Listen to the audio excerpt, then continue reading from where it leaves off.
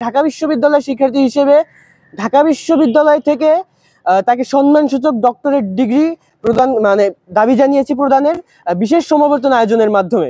Doctor Zakir Naik Bangladesh সফরের অনুমতি পেয়েছেন 20 নভেম্বর পর্যন্ত। ডাক্তার জাকির নায়েক আমাদের শুধু মুসলিম বিশ্বের জন্য না, পুরো পৃথিবীর মানুষের কাছে, বিশ্ব মানবতার কাছে উনি একজন গ্রহণযোগ্য ব্যক্তিত্ব। উনি আমাদের কাছে একজন মহান ব্যক্তিত্ব। ডাক্তার জাকির নায়েককে কিন্তু মালয়েশিয়াতে রাষ্ট্রীয় অতিথি হিসেবে তারা গ্রহণ করেছে এবং সেখানে তিনি স্থায়ীভাবে বসবাস করছেন।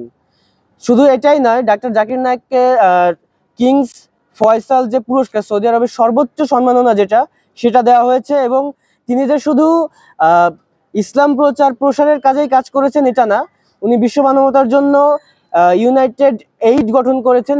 সব মশার বিরুদ্ধে সুরক্ষা দিতে এলো বসুন্ধরা এক্সট্রিম অ্যারোসল, মশার বিরুদ্ধে এক্সট্রিম সুরক্ষা। যেখান থেকে পুরো পৃথিবীতে হাজার হাজার শিক্ষার্থীরা বৃত্তি পাচ্ছে, তরুণরা সহযোগিতা পাচ্ছে এবং তাদেরকে স্বাবলম্বী করে তুলছে। আমরা ঢাকা বিশ্ববিদ্যালয়ের শিক্ষার্থী হিসেবে ঢাকা বিশ্ববিদ্যালয় থেকে তাকে সম্মানসূচক ডক্টরেট ডিগ্রি প্রদান দাবি জানিয়েছি প্রদানের বিশেষ সমাবর্তন আয়োজনের মাধ্যমে। এবং এটার মাধ্যমে আমরা মনে করি ঢাকা বিশ্ববিদ্যালয় এবং বাংলাদেশ বিশ্বের কাছে একটা নতুন করে মর্যাদার আসনে অধিষ্ঠিত হবে।